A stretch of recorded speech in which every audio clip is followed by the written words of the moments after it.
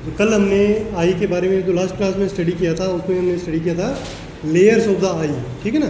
तो सारी layers Clara और कोरोइड और जो अपना रेटिना उन सब के बारे में ऑलरेडी स्टडी कर लिया था, ठीक है ना।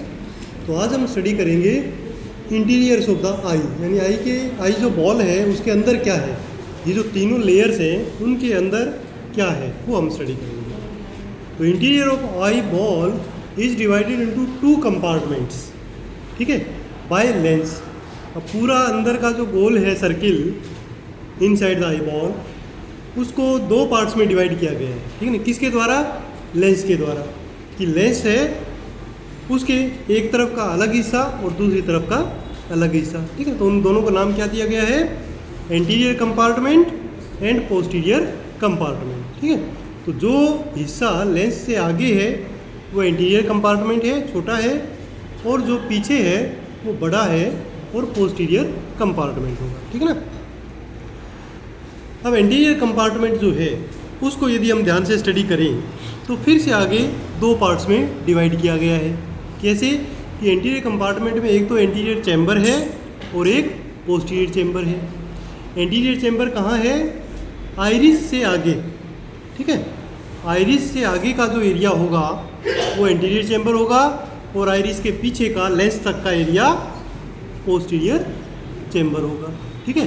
तो पहले आएगा anterior chamber just after cornea, ठीक है ना। कॉर्निया के बाद क्या आएगा? Anterior chamber. उसके बाद आएगा आइरिस जो कलरफुल वाला पार्ट है, उसके पीछे पोस्टीरियर चैम्बर, उसके पीछे लेंस, और लेंस के पीछे क्या आएगा?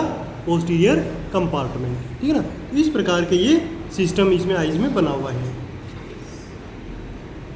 The 2 compartment communicate with each other through the प्यूपिल। अब ये जो एंटीरियर कंपार्टमेंट और पोस्टीरियर कंपार्टमेंट हैं दोनों, उनका कम्युनिकेशन कैसे होता है? प्यूपिल के थ्रू। प्यूपिल क्या है? It is just a hole, एक छेद है। तो एंटीरियर कंपार्टमेंट का जो फ्लूइड है वो पोस्टीरियर में जा सकता है और पोस्टीरियर वाला एंटीरियर में जा सकता है इजीली, ठीक है, तो उस होल के कारण। The 2 compartments are filled with aqueous humour, और इस कंपार्टमेंट के बीच में कौन सा फ्लूइड है? Aqueous humour, that is watery, बिल्कुल पानी जैसा एक फ्लूइड है, उसको हम कहते हैं aqueous humour, which help in maintaining the intraocular pressure. और ये जो फ्लूइड इसके अंदर भरा हुआ है वो क्या मेंटेन करता है? इंट्राओक्यूलर प्रेशर, ठीक है ना। वो प्रेशर हमेशा नॉर्मली हमारा फिक्स रहता है, उस प्रेशर को ये फ्लूइड मेंटेन करता है। ये जो एक्वस ह्यूमर है ये कहाँ सीक्रेट होता है? ये कल मैंने लास्ट क्लास में बताया था कि जो सीलियरी बॉडी है वहाँ से ये सीक्रेट होता है, ठीक है ना। इसका मतलब सीक्रेट कहाँ होगा? ये आइरिस के पीछे पोस्टीरियर चैम्बर में सीक्रेट होगा, ठीक है। तो लगातार वो चलता रहेगा पोस्टीरियर चैम्बर में।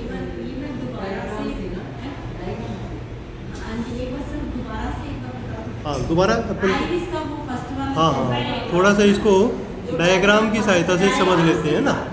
हाँ, इसमें देख लीजिए, सिंपल है कि ये हमारा लेंस है, ठीक है। लेंस के पीछे पोस्टीरियर कंपार्टमेंट और लेंस के आगे एंटीरियर कंपार्टमेंट। अब एंटीरियर कंपार्टमेंट में भी 2 हिस्से हैं। कैसे? यहाँ बीच में एक आइरिस है कलरफुल वाला, ठीक है। ये आइरिस और बीच में इसकी जो स्पेस है वो क्या है? प्यूपिल। तो यहाँ पर ये जो कंपार्टमेंट है वो कन्वर्ट हो गया 2 चैम्बर्स में, एंटीरियर चैम्बर और इस आइरिस के पीछे ये पोस्टीरियर चैम्बर, ठीक है। तो ये चीज़ मैंने आपको बताई थी कि सबसे पहले आता है ये कॉर्निया, कॉर्निया के बाद एंटीरियर चैम्बर, उसके बाद ये आइरिस, आइरिस के बाद पोस्टीरियर चैम्बर, पोस्टीरियर चैम्बर के बाद लेंस और लेंस के बाद पोस्टीरियर कंपार्टमेंट। ये सिस्टम होता है, ठीक है ना। अब ये जो पोस्टीरियर कंपार्टमेंट में को तो बाद में देखेंगे, एंटीरियर कंपार्टमेंट में हम देख लेते हैं कि यहाँ पर जो सीलियरी बॉडी है यहाँ से एक्वस ह्यूमर सीक्रेट होता है, ठीक है ना। और ये बिल्कुल वाटरी फ्लूइड है और ये एक्वस ह्यूमर यहाँ सीक्रेट होके और फिर आगे की ओर आता है प्यूपिल के माध्यम से और यहाँ घूमता रहता है और यहाँ से ये एब्जॉर्ब भी हो जाता है, ठीक है ना। पीछे से पोस्टीरियर इसमें चैम्बर में सीक्रेट होगा और इंटीरियर चैम्बर से एब्जॉर्ब हो जाएगा। और ये जो फ्लो है वो लगातार चलता रहता है। और ये फ्लूइड करेगा क्या करेगा? कल बताया था मैंने आपको, it provide nutrition oxygen to the cornea, ठीक है ना, कॉर्निया को भी देगा और ये जो आयरिस के पार्ट्स हैं यहाँ भी, ठीक है। तो ये लगातार एक फ्लो चलता रहेगा। अच्छा, अब आता है एंटीरियर चेंबर पोस्टीरियर चेंबर का, मैंने आपको बता दिया।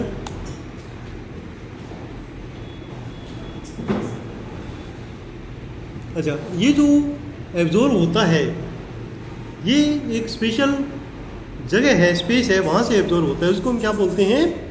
कैनाल ऑफ शेल्म, ठीक है ना, कैनाल ऑफ शेल्म। कैनाल ऑफ शेल्म ये कई बार प्रैक्टिकली पूछ सकते हैं कि जो एक्वस ह्यूमर है वो कहाँ एब्जॉर्ब होता है। सीक्रेट तो सिलियरी बॉडी से हो रहा है, एब्जॉर्ब कहाँ हो रहा है? कैनाल ऑफ शेल्म, जो कहाँ पर है? एंटीरियर चैम्बर के बिल्कुल कोने में है, ऊपर की तरफ, है ना। वहाँ से कंटिन्यू वो एब्जॉर्ब होता रहता है। अगर इस एब्जॉर्प्शन में और सीक्रीशन में बैलेंस खत्म हो जाए, ठीक है ना, बैलेंस खत्म कैसे होगा कि सीक्रीशन तो कंटिन्यू होता ही रहता है, एब्जॉर्प्शन प्रॉपर ना हो तो उसका प्रेशर बढ़ जाएगा, ठीक है ना, किसका? इंट्राओक्यूलर प्रेशर, ठीक है ना। और इंट्राओक्यूलर प्रेशर बढ़ने से आपको पता है कि एक गंभीर बीमारी हो सकती है, जिसको हम क्या कहते हैं? बताया था ना, क्या कहते हैं? हाँ, काला मोती। हाँ, काला। अच्छा, अब पोस्टीरियर कंपार्टमेंट को देख लेते हैं। पोस्टीरियर कंपार्टमेंट क्या है? जैसे एंटीरियर कंपार्टमेंट में तो फ्लूइड है, बिल्कुल वाटरी। पोस्टीरियर कंपार्टमेंट में फ्लूइड नहीं है, उसमें जेली लाइक सब्सटेंस है, ठीक है ना, और वो काफ़ी थोड़ा सा ऐसे सेमी सॉलिड टाइप है, ठीक है ना। तो वो क्या करता है कि वो पोस्टीरियर कंपार्टमेंट में रहता है और अंदर से प्रेशर दबा लगा के रखता है रेटिना की तरफ, ताकि रेटिनल डिटैचमेंट ना हो जाए, रेटिना कहीं आगे ना आ जाए, तो रेटिना को प्रेशर बना के रखता है, ठीक है ना। It is behind the lens and much larger than anterior compartment. तो पोस्टीरियर कंपार्टमेंट क्या है? काफ़ी बड़ा है। It surrounds almost completely bye retina. तो ये इसके चारों तरफ क्या है? रेटिना है, ठीक है ना, उसके ऊपर प्रेशर डाल के ये रखता है। और ये जो है काफ़ी ट्रांसपेरेंट होता है, जेली लाइक सब्सटेंस होता है, जिसको हम क्या कहते हैं? विट्रस ह्यूमर या विट्रस बॉडी। ओके, तो एक चीज़ क्लियर हो गई कि आगे वाला जो पतला पानी जैसा फ्लूइड है वो एक्वस ह्यूमर है, और पीछे वाला जो जेली लाइक है वो क्या है? विट्रस ह्यूमर, ठीक है ना, या विट्रस बॉडी भी कह सकते हैं, क्योंकि वो फ्लूइड तो है नहीं, जेली लाइक सब्सटेंस है, इसलिए हम उसको विट्रस बॉडी भी कह देते हैं।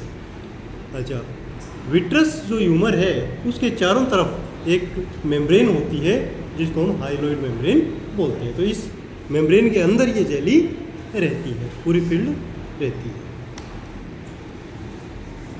अब आता है अंदर और क्या चीज़ें हैं? लेंस, ठीक है ना। लेंस के बारे में थोड़ा जान लेते हैं। लेंस क्या है? लेंस एक जैसे कांच की एक ठोस स्ट्रक्चर जो है वैसी नहीं होती है, ठीक है ना। जो हमारा चश्मा का लेंस है वो तो सॉलिड है, बट ये सॉलिड नहीं है, ये एक बॉल जैसी स्ट्रक्चर है जो एक मेम्ब्रेन के अंदर है, ठीक है, बिल्कुल राउंड है। बट मसल्स के द्वारा, जो हमारे सिलियरी बॉडी में मसल्स हैं, उनके द्वारा ये थोड़ी सी कई बार खींच दिया जाता है। जब इसको खींचेंगे तो ये बाई कॉन्वेव लेंस बन जाएगा, थोड़ा सा लूज होगा तो ये थोड़ा मोटा हो जाएगा। तो इसकी यानी फोकस की जो पावर है वो कम ज़्यादा हो सकती है। डिपेंड किसके ऊपर पड़े करेगा? जो मसल्स हैं हमारी सिलियरी बॉडी की, उनसे वो कम ज़्यादा होता है। और ये मसल्स किसके प्रभाव में काम करती हैं? ये मसल्स काम करेंगी हमारे किस चीज़ को हमें देखना है उसके ऊपर, और ये ऑटोमेटिक होती हैं। जैसे मान लो हम नज़दीक देख रहे हैं तो लेंस क्या होगा? मोटा हो जाएगा अपने आप। दूर देख रहे हैं पीछे तो वो पतला हो जाएगा।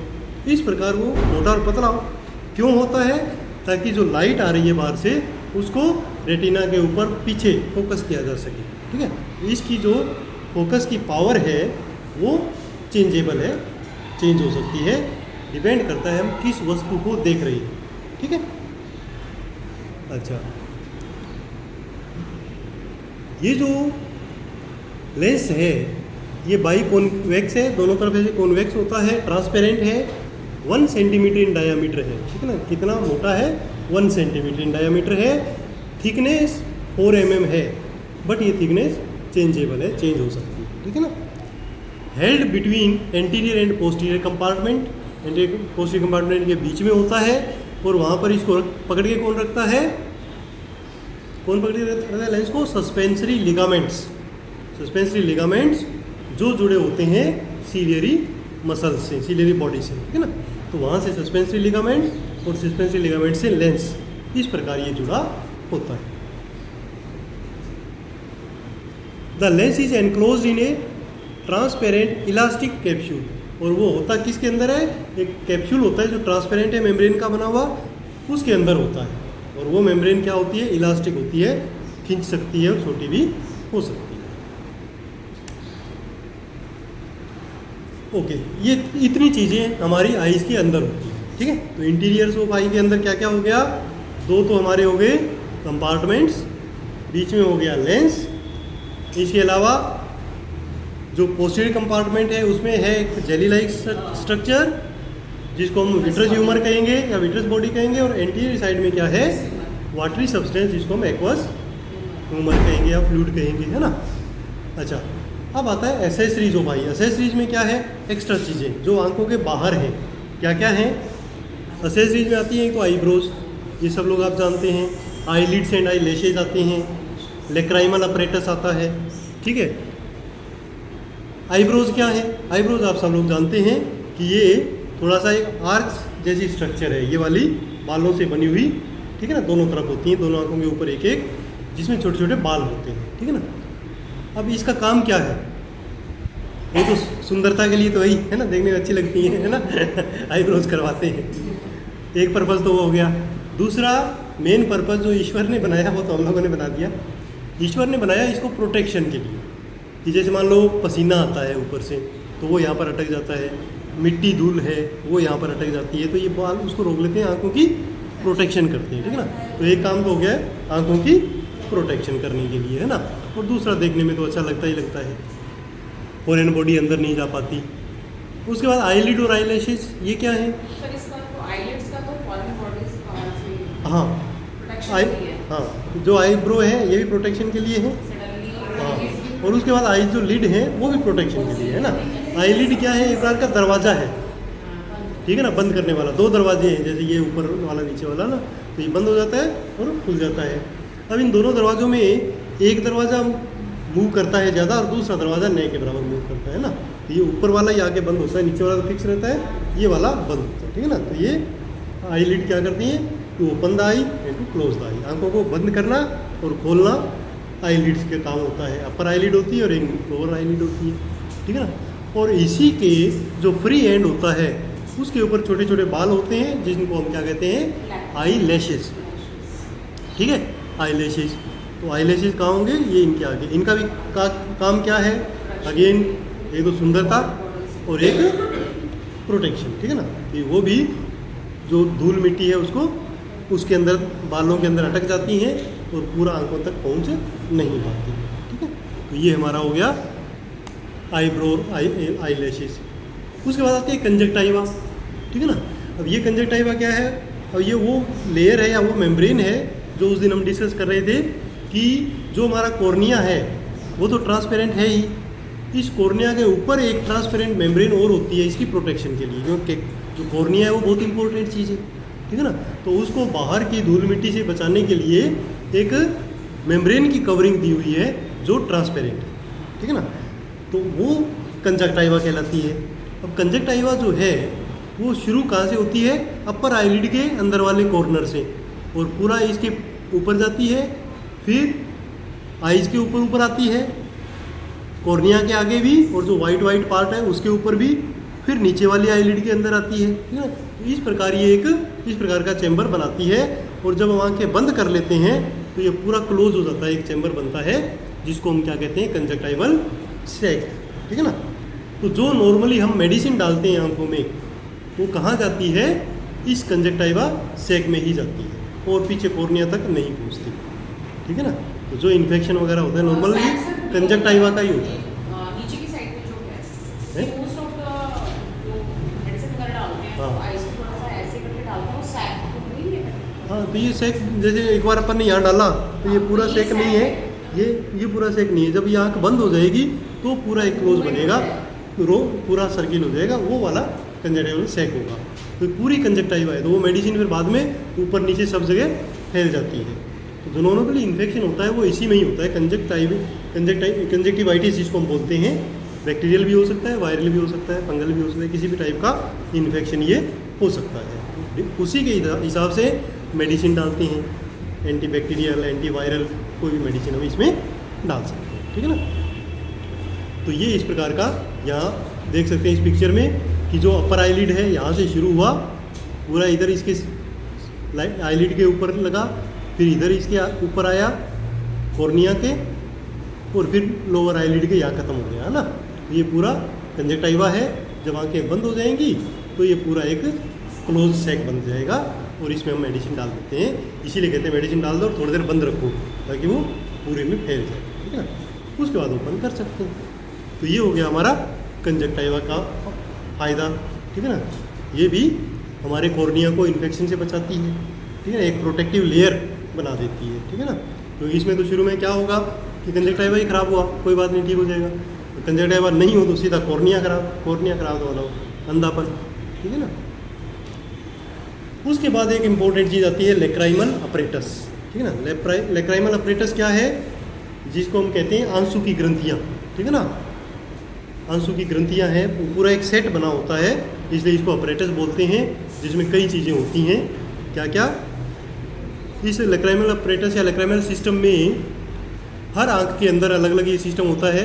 एक तो लेक्राइमल ग्लैंड होती है और उसकी डक्ट्स होती हैं, ठीक है ना। ये लेक्राइमल ग्लैंड है और ये इसकी डक्ट है। तो लेक्राइमल ग्लैंड कहाँ होती है, जैसे इस आँख की तो यहाँ इसके नीचे होगी और इस आँख की इसके नीचे होगी, ठीक है ना। यहाँ साइडों में होती है, दोनों साइडों में। अब यहाँ से जब आंसू निकलते हैं तो वो कंजक्टाइवा में जाते हैं, ठीक है ना। और कंजक्टाइवा से नीचे की ओर आ जाते हैं लोअर साइड में, और फिर अंदर की ओर आ जाते हैं, बाहर से ऐसे अंदर की ओर होते हुए। और यहाँ पर जैसे मैंने आपको पहले बताया था जब हम बोन स्टडी कर रहे थे कि यहाँ पर नाक के इस साइड में एक कैनाल है, ठीक है ना, लेक्राइमल कैनाल। तो वो जो टीयर्स हैं हमारे, वो उसके थ्रू हमारे नाक में चले जाते हैं और नाक से फिर पीछे पोस्टीरियर नेजल कैविटी में, और वहाँ से हम उसको पी जाते हैं। तो ये प्रोसेस थ्रू आउट लाइफ चलता रहता है दिन रात, क्योंकि वो लगातार आंसू बनते हैं। इसीलिए हमारी आइज़ कभी ड्राई नहीं होती। आइज़ थोड़ी सी भी देर के लिए भी ड्राई हो जाए ना तो गंभीर उसके इन्फेक्शन, ये ड्राइनेस और डेस्ट्रॉय भी हो सकती है, ठीक है ना। जीरोथैल्मिया हो सकता है, बहुत नुकसान हो सकते हैं। तो इसलिए ये कंटिन्यू वो चलते रहना चाहिए। हाँ, उसका एक सिस्टम है कि ये तो कंटिन्यू आ रहे हैं, बट ड्यूरिंग इमोशनल कंडीशन, रोना हंसना सुख दुख, उसमें ये आंसू ज़्यादा आते हैं। अब ज़्यादा जब अमाउंट आता है तो वो जो हमारी कैनाल है वो इसको हैंडल नहीं कर पाती, तो वो बाहर आ जाती है, ओवरफ्लो हो जाता है, ठीक है ना। तो इसलिए वो बाहर दिखते हैं, अदरवाइज वो कंटिन्यू एब्जॉर्ब होते रहते हैं, ठीक है ना। तो ये हमारा सिस्टम है आंसुओं का, है ज़्यादा आने से बाहर आता है, अदरवाइज है नहीं, ऐसा कुछ नहीं है। वो अंदर पानी है, जितना मर्जी निकाल लो, ठीक है ना, कोई दिक्कत नहीं है। ऐसे जब वो कहानियों में होता है ना कि इतनी रोई कि अब उसके आंसू सूख गए, ऐसा कुछ नहीं होता है, आंसू कभी नहीं सूखते हैं। वो इमोशनल कंडीशन, अगर इमोशनल कंडीशन अगर होगी तो आंसू जरूर आएंगे, ठीक है ना। बाकी कुछ डिजीज ऐसी हैं जिसमें ड्राइनेस हो जाता है, आंसू बिल्कुल नहीं आते। उस कंडीशन में आर्टिफिशियल टीयर्स भी हमें डालने पड़ते हैं आंखों को प्रोटेक्ट करने के लिए। वो मार्केट में मिलते हैं ना, मेडिसिन होती है वो मॉइस्चराइजर वाली, वो डालते हैं। आर्टिफिशियल टीयर्स, जो कुछ लुब्रिकेंट्स आते हैं ना, ड्रॉप्स, हाँ, वो आर्टिफिशियल टीयर कहते हैं उसको। तो वो लुब्रिकेंट डालना ज़रूरी है, क्योंकि आंखों को ड्राइनेस से बचाना बहुत ज़रूरी है, ठीक है ना। नॉर्मल आंसू आ जाए तो एक बार की मेडिसिन ही है। आपको पता ही होगा आंसू के अंदर क्या है, एंटीबायोटिक, एंटीसेप्टिक्स हैं, लाइसोजाइम वगैरह, वो बैक्टीरिया से हमें बचाते हैं। ज़्यादा इन्फेक्शन हो जाए तो बाहर से एंटीबायोटिक डालने पड़ते हैं, अदरवाइज आंसू भी हमारे बहुत काम के होते हैं, है ना। तो एक तो वो लुब्रिकेट तो करते ही करते हैं, प्लस एंटी बैक्टीरियल भी होते हैं, बैक्टीरिया से भी हमारी रक्षा करते हैं। तो इस अपरेटस में क्या क्या चीज़ें हैं, लेक्राइमल ग्लैंड है, लेक्राइमल कैनालिक्यूली है जो इस अंदर की साइड में होती है, लेक्राइमल सैक है यहाँ पर, और नेजो लेक्राइमल डक्ट है जिसके माध्यम से वो टीयर्स नाक में चले जाते हैं, ठीक है। कई बार सर ये लेक्राइमल कैनालिक्यूली ब्लॉक हो जाती है ना। हाँ, बिल्कुल हो जाती है, कई बार हो जाती है। उस केस में क्या होता है कि वो अंदर नहीं जा पाते, तो 24 घंटे आंसू बाहर टपकते हैं, ठीक है ना। तो वो एक डिजीज़ है, हाँ, वो एक डिजीज़ है। फिर उसमें क्या है, वो जो कैनालिक्यूली है उसको ओपन करना पड़ता है। नीडल होती है उनके पास स्पेशल, वो डाल के और उसको साफ कर देते हैं तो चला जाता है। पर वो एक बार होने लग जाती है तो बार बार ब्लॉक होती है, फिर बार बार करवाना पड़ता है ना। है हाँ, तो वो तो एक इमोशनल कंडीशन है तभी एक्स्ट्रा आएंगे, अदरवाइज वो ब्लड के अंदर रहता है। कोई भी जो फ्लूइड हमारा बॉडी का है वो बनता कहाँ से? ब्लड से। अगर वो नहीं बनेगा तो ब्लड में पानी घूम रहा है, जब ज़रूरत होती है तब वो बनता है। इमोशनल कंडीशन होगी तब वो एक्स्ट्रा आंसू बन जाएंगे, नहीं तो ज़रूरत नहीं है, नहीं तो नॉर्मली आए, ठीक है ना। नाक के पीछे से वो एब्डोमेन, हाँ, नाक के through posterior nasal cavity, even अपन नेजल जो ड्रॉप्स डालते हैं वो भी पीछे ही जाती है और फिर गले में होते हुए चली जाती है, ठीक है। ओके, और इसके अंदर जो लेक्राइम्स, ये जो आंसू हैं उसके अंदर जैसे मैंने आपको बताया था ना क्या क्या चीज़ें होती है टीयर्स में। पानी तो होता ही होता है मेन तो, इसके अलावा कुछ मिनरल साल्ट्स होते हैं, एंटीबॉडीज़ होती हैं जो प्रोटेक्ट करती है हमें। लाइसोजाइम एक एंजाइम है, वो भी प्रोटेक्शन के लिए है। एक बैक्टीरियासाइडल एग्जाम है, वो एंजाइम है, ठीक है ना। तो टोटल ओवरऑल हमारा आंखों की सुरक्षा और आंखों को लुब्रिकेट करने का काम टीयर्स करती है, ठीक है ना। तो ये हम ऑलरेडी स्टडी कर चुके हैं। अब एक इम्पोर्टेंट पॉइंट है फंक्शन ऑफ आई, कि हम देखते कैसे हैं। अभी तक तो हमने संरचना जानी, अब हम देखेंगे फिजियोलॉजी ऑफ विजन। तो फिजियोलॉजी ऑफ विजन के लिए हमें कुछ प्रोसेस होते हैं आंखों के अंदर, उनको जानना जरूरी है। उसमें क्या क्या है? Number 1, refraction of I light rays. Light rays को रिफ्रैक्ट करना यानी उसको मोड़ना। किस तरफ मोड़ना? रेटिना की तरफ, ठीक है ना। तो एक तो ये सिस्टम हुआ। दूसरा, चेंजिंग द साइज ऑफ प्यूपिल, प्यूपिल का साइज चेंज करना ताकि लाइट कम या ज़्यादा अंदर जाने देना। और तीसरा, accommodation of eyes, accommodation of eyes करना। एकोमोडेशन ऑफ आइज़ कैसे करेंगे? देखना, किस तरफ देखना है वो। तो चारों तरफ मसल्स लगी हुई है, आपको देखना है तो मैं आपकी तरफ, उधर देखना है तो मैं गर्दन चाहे मेरी इधर रहेगी पर आंखें इधर देख सकती हैं, इधर देखना है तो इधर, ठीक है ना। तो जो देखने का सबसे पहला सिस्टम एकोमोडेट करना है, इसको कहाँ लेके जाना है ना, किसको देखना है, ये हो गया। फिर जो अब देखेंगे कैसे कि जब लाइट किसी वस्तु पे पड़ेगी तब हमें वो वस्तु दिखेगी। हमारी आंखों पे लाइट पड़ना ज़रूरी नहीं है, ठीक है ना। तो इसीलिए लाइट हम उस तरफ करते हैं जहाँ हमें देखना है। अब जैसे मैंने यहाँ की लाइट बंद की हुई है तो मेरी तरफ अंधेरा है, बट मेरे को पीछे के स्टूडेंट क्लियर दिख रहे हैं क्योंकि लाइट उनके ऊपर पड़ रही है। इधर की लाइट जलाएंगे तो मैं आप लोगों को ज़्यादा क्लियर दिखूंगा। तो सिस्टम क्या होता है कि light should go on the object जिसको हमें देखना है। अब वहाँ से लाइट रिफ्लेक्ट होंगी, ठीक है ना। लाइट आप पे पड़ी या किसी वस्तु पे पड़ी और वो रिफ्लेक्ट होके कहाँ आएगी? आंखों के अंदर, ठीक है ना। सबसे पहले कहाँ जाएगी? सबसे पहले आगे आगे क्या है हमारा? सबसे पहले आएगा रेटिना, ठीक है ना। रेटिना से क्या होगा? रिफ्रैक्शन ऑफ लाइट रेज होगा। रिफ्रैक्शन कई चीज़ों से होगा, सब शुरुआत होती है इसकी रेटिना से। रेटिना उसको थोड़ा सा मोड़ता है, उसके बाद लेंस थोड़ा और मोड़ देता है, उसके बाद वो रेटिना पे फोकस हो जाती है, ठीक है ना। और जब रेटिना पे फोकस होगी तो मैंने आपको बताया था क्या होता है वहाँ पर रोड एंड कोन सेल्स होती हैं, वो इस लाइट को कन्वर्ट कर देती हैं नर्व इम्पल्स में। और वो नर्व इम्पल्स हमारी ऑप्टिक नर्व के थ्रू ब्रेन तक वो फोटो पहुंचा देता है कि सामने हमारे क्या है। स्टिल पिक्चर फोटोज भी भेजता है और वीडियोस भी भेजता है, ठीक है ना। वीडियो सब 24 घंटे चलता ही रहता है ना। तो ये हमारा सिस्टम होता है फिजियोलॉजी का। तो रिफ्रैक्शन का आप देख लीजिए, इसमें वैसे मैंने आपको समझा दिया, सिंपल इसको पढ़ सकते हैं कि when light rays pass from a medium of one density to another then it bends. तो ये बेंड होती है, ठीक है ना। और बेंड होने का हर जगह से बेंड होती है। सबसे पहले जब वो कंजक्टाइवा से निकलती है तब भी थोड़ी सी बेंड होती है, फिर कॉर्निया से निकलती है तब और बेंड होती है, फिर एक्वस फ्लूइड में जाती है तब भी बेंड होती है, लेंस में जाती है तब भी बेंड होती है, और विट्रस बॉडी से गुजरती है तब भी बेंड होती है, और फाइनली वो फोकस हो जाती है रेटिना के ऊपर। इस प्रकार वो हमें वस्तु दिखाई दे जाती है। प्यूपिल का साइज़ भी इसमें काफ़ी इंपॉर्टेंट है, ठीक है ना। प्यूपिल का साइज़ कैसे चेंज होता है? आइरिस के कारण। अगर लाइट ज़्यादा है तो वो मसल्स खींचेगी, आइरिस बड़ा होगा और प्यूपिल बड़ा हो जाएगा। लाइट ज़्यादा होगी तो प्यूपिल छोटा हो जाएगा, ताकि लाइट फिक्स ही अंदर जाने देनी है ना, बहुत ज़्यादा लाइट एक्स्ट्रा अंदर नहीं जाने देनी, ठीक है ना। उस हिसाब से हमारा फिजियोलॉजी ऑफ विजन होता है जिसे हम देखते हैं।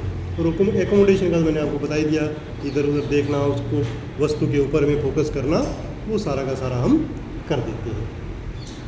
इसके अलावा बीच में लेंस भी अपना काम करता है कि अगर मान लो जैसे सब कुछ सेट हो गया फिर भी फोकस नहीं हुई लाइट, तब लेंस का काम आता है। लेंस अपने आप की वो जो फोकस लेंथ है वो मोटा या पतला होके और फाइनली वहाँ फोकस कर देता है। अच्छा, अब एक प्रॉब्लम आती है कई बार, जैसे मेरे को है आप लोगों को भी बहुत सारों को है, कि लेंस हमारा धीरे धीरे कमज़ोर हो जाता है, उसकी मसल्स, तब वो प्रॉपर फोकस हो नहीं पाता और वो रेटिना की बजाय इमेज वहाँ नहीं बनती, धुंधली बनती है। तो उसको फोकस करने के लिए हमें एक्स्ट्रा लेंस लगाना पड़ता है, तब जाके वो फोकस होता है और हमें चीज़ें दिखाई देती हैं। और ये किस टाइप का हमें लेंस लगाना है वो डिपेंड करता है कि हमारा लेंस किस टाइप का काम कर रहा है। कई अपने को नियर साइटेडनेस होती है, नज़दीक की नज़र कमज़ोर होती है, कई बार दूर की कमज़ोर होती है। तो दोनों में ही अलग अलग टाइप का लेंस हमें लगाना पड़ता है। मेन हमारा मोटो या ध्येय या उद्देश्य क्या है कि उस लेंस की सहायता से लाइट को रेटिना पे फोकस करना। जैसे ही वो फोकस होगी हमें चीज़ें क्लियर दिखेंगी, ठीक है। तो ये सारा सिस्टम हमारा फिजियोलॉजी ऑफ विजन कहलाता है, जिससे हमें चीज़ें दिखाई देती हैं, ठीक है ना। तो